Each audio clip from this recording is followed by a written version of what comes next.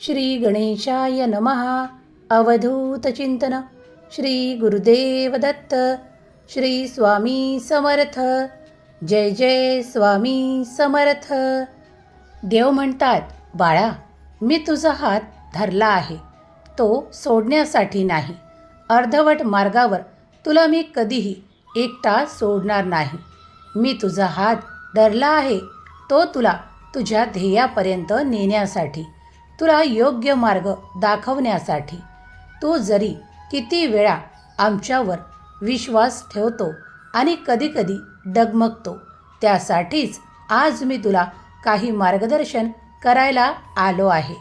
तेव्हा हा संदेश जर तू शेवटपर्यंत ऐकला तर तुला ते सुद्धा कळेल की तुझ्या भाग्यात काय आहे आणि आम्ही तुला काय देऊ इच्छितो. तेव्हा हा संदेश पूर्ण ऐक, कारण त्यात तुझ्यासाठी खूप काही असे आहे जे तू इच्छिलेले आहे. तेव्हा संदेश पूर्ण ऐक. देव म्हणतात, बाळा, रोज सकाळी उठल्यावर तुझ्याकडे 2 पर्याय असतात. एक तर स्वप्न पाहत तसाच झोपून राहा, किंवा त्या स्वप्नांना पूर्ण करण्यासाठी उभा राहा. तुम्ही ठरवायचे, तुम्हाला जे काही हवे आहे त्या प्राप्तीसाठी तुम्हाला प्रयत्न करायचे आहेत की नुसतं स्वप्न बघत बसायचे आहे. देव म्हणतात, तू मला जिथे कुठे पाहू इच्छितो, मी तिथे तिथे तुला दिसणार आहे. कारण तू श्रद्धा ठेवतोस, भक्तीने विश्वासाने आमच्याकडे येतोस. तेव्हा आम्हीही तुझ्या त्या स्वप्नांना साकार करण्यासाठी तुला ती शक्ती देऊ इच्छितो, तुला ते बळ देऊ इच्छितो, तुला ती हिंमत देऊ इच्छितो. बाळा, स्वतःच्या धैर्याने पुढे हो, कारण तुला माहीत आहे तुझे स्वामी तुझ्या सोबत आहेत. कधीही घाबरू नकोस, कोणतेही कार्य करण्यास मागे सरकू नकोस. कारण जर काही अडचणी येतही असतील तर त्यांना अडवण्यासाठी आमची शक्ती, अदृश्य शक्ती आहे, ती कार्यरत होईल आणि तुझ्या कार्यातले अडथळे नेहमीसाठी दूर करेल. बाळा, तेव्हा मनाला निश्चिंत कर, कारण तुम्ही जेव्हाही आमचे नामस्मरण करून काही प्रयत्न करायला जाता तेव्हा ते कधीही निष्फळ होत नाही. जर तुमच्या इच्छांना काही काळ, काही अवधी लागत असेल तर घाबरून जाऊ नका. धैर्याने आपले कार्य असेच सुरू ठेवा, कारण कोणत्याही क्षणी माझा शुभ आशीर्वाद तुमच्यापर्यंत येईल. माझी ती अदृश्य शक्ती तुमच्यासाठी कार्य करेल आणि ते तुमचे कार्य पूर्ण होईल. बाळा, आम्ही जाणतो की तुमच्या मनात अनेक प्रश्नांचे काहूर असते, त्यालाच आज आम्ही समाप्त करू इच्छितो. बाळा, अनेक प्रश्नांना घेऊन काय करतोस? अरे, तू माझा प्रिय बाळ आहेस. मी तुला या अवस्थेत, गोंगावलेल्या अवस्थेत पाहू इच्छित नाही. मला तू नेहमी हसतमुखाने राहावे. तुझ्या अंतःकरणात ईश्वराविषयी खूप काही सन्मान असावा, खूप काही आदर असावा. त्यांच्यासाठी तुला जे काही तुझ्या परीने जमत आहे, ते नामस्मरण असो किंवा ते काही जे तू नेहमी वाचन करतोस, ईश्वराचे चिंतन करतोस, ते सर्व काही स्वीकार होत आहे. तुम्ही तिकडे संकल्प करा आणि आम्हाला ते माहीत नाही असं कधी होणार नाही. बाळा, तू जेव्हाही काही संकल्प करतोस आणि त्या कार्यांना हाती घेऊन पुढे चालायला लागतोस, तेव्हा प्रत्येक अडचणीतून मीच तुला बाहेर काढतो. मीच तुला तो मार्ग दाखवतो ज्यामुळे तुझी प्रगती साध्य होते, तुझे इच्छिलेले तुला साध्य होते. आता मी तुला काही सांगू इच्छितो, त्यावर लक्ष केंद्रित कर.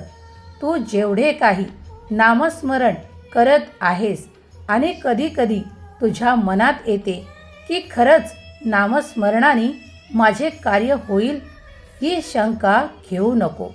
या क्षणाला ती शंका आमच्या चरणावर कायमची सोडून दे. बाळा, तू आमचा धावा केला आहेस तेव्हा तू निश्चिंत राहावे अशी आमची अपेक्षा आहे.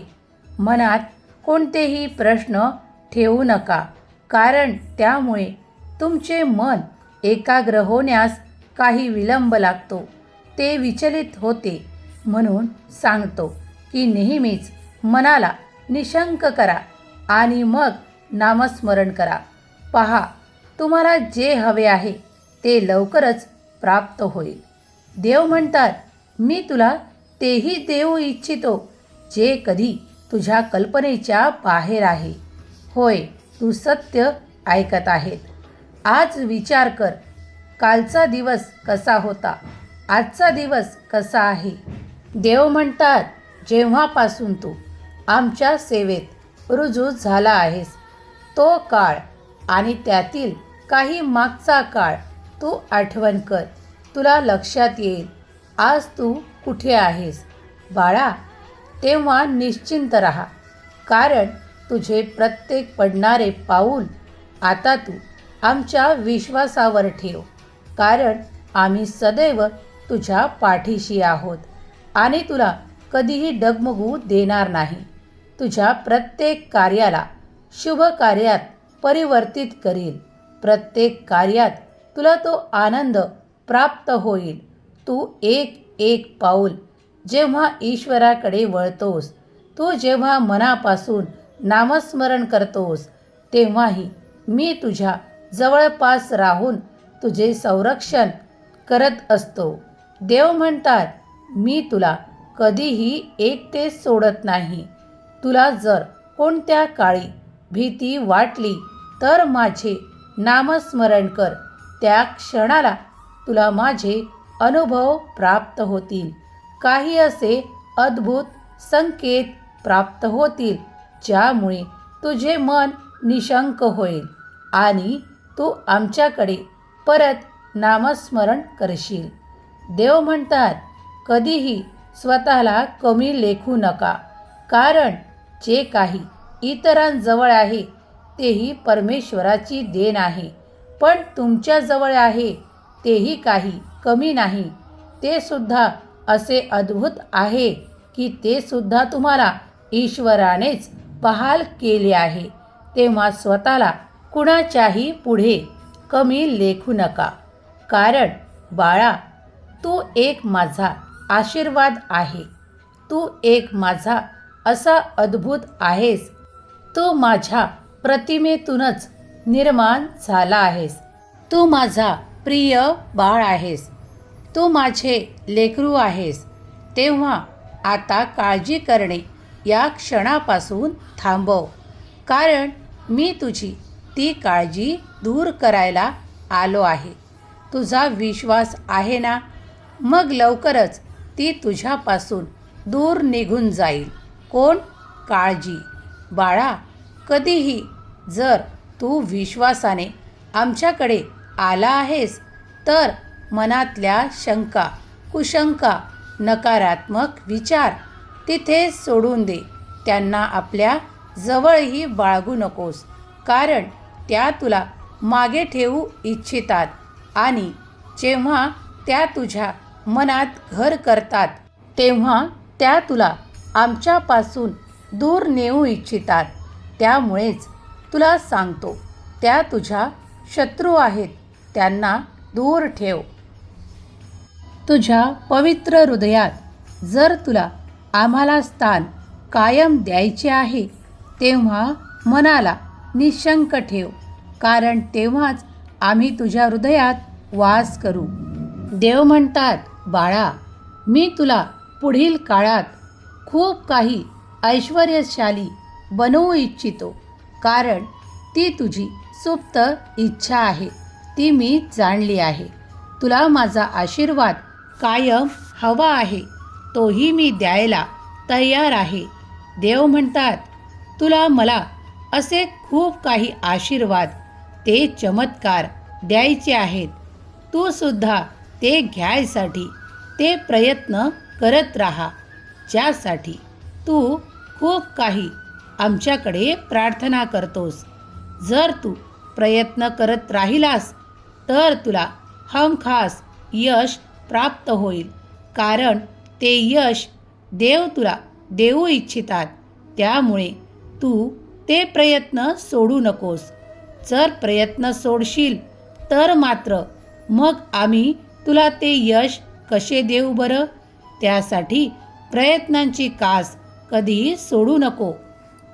तुझ्याविषयी कोण काय बोलते यावर जास्त लक्ष केंद्रित केल्यापेक्षा नामस्मरणावर भर दे, कारण तुझे ते मनातील शत्रू तुझे मन भटकवण्याचा प्रयत्न करतात. त्याला स्थिर कर.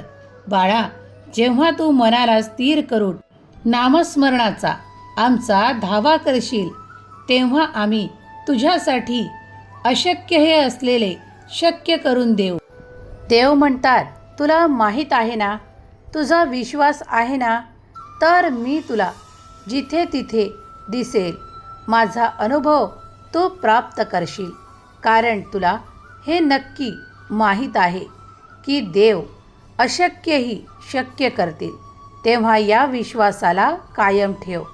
तुझ्यासाठी ते सुद्धा देईल जे तू कल्पनेतही विचार केले नाहीस.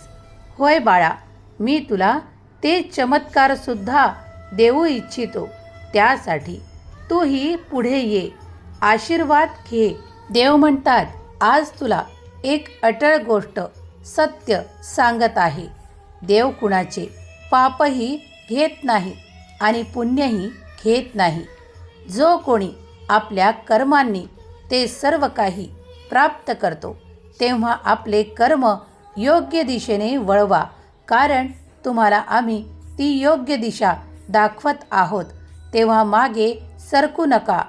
चांगल्या कर्मांना आपल्या जीवनात उतरवण्यास सुरुवात करा.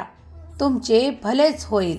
देव म्हणतात, तू जेव्हाही चांगल्या कर्मांनी कुणाची मदत करशील, तेव्हा देवाकडून तुला इतकी मोठी मदत मिळेल की ज्याचा विचारही तू करणार नाही. त्यालाच तू चमत्कार म्हणतोस, ते तू प्राप्त करशील. होय बाळा, तू सत्य ऐकत आहेस, कारण आम्ही तुला तेही देऊ जेव्हा तू मनाला पवित्र ठेवशील, शुद्ध ठेवशील, कुणाबद्दल वाईट विचार मनातही आणशील नाही. जर कोणी तुझा द्वेष करताना तुला दिसले तर त्यावर तू रोष दाखवू नकोस. उलटा त्यावेळेस शांत राहा. बघ आम्ही काय करतो. पुढच्या क्षणाला तुला तो व्यक्ती तुझ्याबद्दल जे काही बोलत आहे त्याच्या विरुद्ध, म्हणजे तुझ्याबद्दल चांगले बोलताना दिसून येईल. बाळा, आमची अदृश्य शक्ती नेहमीच तुमच्या संरक्षणासाठी आहे. तुमच्या मनात काही गैर येऊ देऊ नका, कारण जेव्हा आम्ही तुमच्या हृदयस्थ आहोत तेव्हा मनाला शांतीचे विचार द्या, चांगले विचार द्या. तेच आम्ही तुमच्यापर्यंत पाठवू इच्छितो. तुला हे मार्गदर्शन आम्ही करत आहोत यासाठी का तुझ्या मनात नेहमी तो आनंद राहावा, तुझी निश्चित प्रगती व्हावी, तुझे कार्य संपन्न व्हावे. बाळा, पुढील काळात तुझ्याकडे खूप काही शुभकार्य घटित होणार आहे. त्यासाठी तुम्ही तयारीत राहा, कारण ते शुभकार्य तुम्ही आमच्याकडे आनंदाने मागितले आहे. तेव्हा त्या शुभकार्याच्या तयारीला लागा. तुमच्याकडे खूप काही आनंद येणार आहे. पुढील काळ तुझ्यासाठी खूप काही शुभ घेऊन येत आहे. प्रत्येक दिवस तुझा आनंदात जाणार आहे. तुला इतकीही सवड मिळणार नाही की तू कुणाच्या काही गोष्टी ऐकशील. बाळा, फक्त तू देवाचे धन्यवाद करायला विसरू नकोस, कारण हे सर्व काही आनंद, हे काही येणारे चमत्कार, हे काही येणारे आशीर्वाद देव स्वतः तुझ्याकडे पाठवत आहे तेव्हा देवांचे धन्यवाद करायला विसरू नकोस. पुढील काळ तुझ्यासाठी खूप काही शुभेच्छा देणारा ठरणार आहे. तुझे आजच अभिनंदन करतो. तो काळ लवकरच तुला प्राप्त होणार आहे. त्यात तुझी भरभराट होईल. देव म्हणतात, बाळा, माझा आशीर्वादांचा वर्षाव मी तुझ्यावर करू इच्छितो. या काळात तू असे काही आनंदाचे क्षण बघणार आहेस ज्याची तू माझ्याकडे खूप आतुरतेने इच्छा करतोस. होय बाळा, तू सत्य ऐकत आहेस. तुला सांगतो, तुझ्या घरात इतकं भरभराटीचं वातावरण, आनंदाचं वातावरण होणार आहे की तू सुद्धा आश्चर्याने परिपूर्ण होशील. देव म्हणतात, तुमच्यासाठी ते चमत्कार आम्ही पाठवणार आहोत. त्यासाठी सज्ज व्हा. तो आनंद येत आहे, त्यासाठी सज्ज व्हा. देव म्हणतात, तुझा पुढील काळ खूप काही आनंदाने भरणार आहे. तुझ्याकडे ती संपत्ती येणार आहे, तो आनंद येणार आहे. देव म्हणतात, एक सांगतो, या काळात देवाचे आभार मानायला विसरू नको. कारण हे जे चमत्कार तू बघणार आहेस, हे जे काही भरभराट तू स्वीकारणार आहे, त्यामागे तुझ्याकडे फक्त देवांचे आशीर्वाद आहेत. त्यामुळे तू हा आनंद पाहणार आहेस तेव्हा देवांचे धन्यवाद करायला विसरू नकोस. तुला आजपर्यंतही देवाने आनंदात ठेवले आहे. पुढेही देव तुला खूप काही आनंद देऊ इच्छितात. तो आनंदाने स्वीकार कर. तुझे प्रत्येक कार्य मार्गी लागेल. तुमच्याकडे खूप मोठ्या प्रमाणात एक असा उत्साह असा निर्माण होईल की ज्यात तुमचे संपूर्ण कुटुंब आनंदित होईल. स्वामी म्हणतात, तुला माझे खूप काही असे शुभ संकेतसुद्धा मिळतील. आता काळजी करणे थांबव, कारण आमचा सुखाचा आशीर्वादांचा वर्षाव मी तुझ्यावर करत आहे, ज्यामुळे तू आणि तुझे संपूर्ण कुटुंब आनंदित होणार आहे. हम गया नहीं जिंदा है या वाक्याची तुला खरोखर प्रचिती येईल. तुला माझे काही अनुभवसुद्धा या दिवसांमध्ये प्राप्त होतील, जे तू इतरांना सांगून आनंदित होशील. तुझ्या आयुष्यातील सर्वोत्तम काळ म्हणून तू घोषित करशील. हा काळ तुझ्यासाठी शुभ घटनांनी भरलेला असेल. तुझे जीवन पुढील स्तरावर जात आहे. आनंदी रहा, सुखी रहा. तुझे कल्याण होईल. श्री स्वामी समर्थ. जय जय स्वामी समर्थ.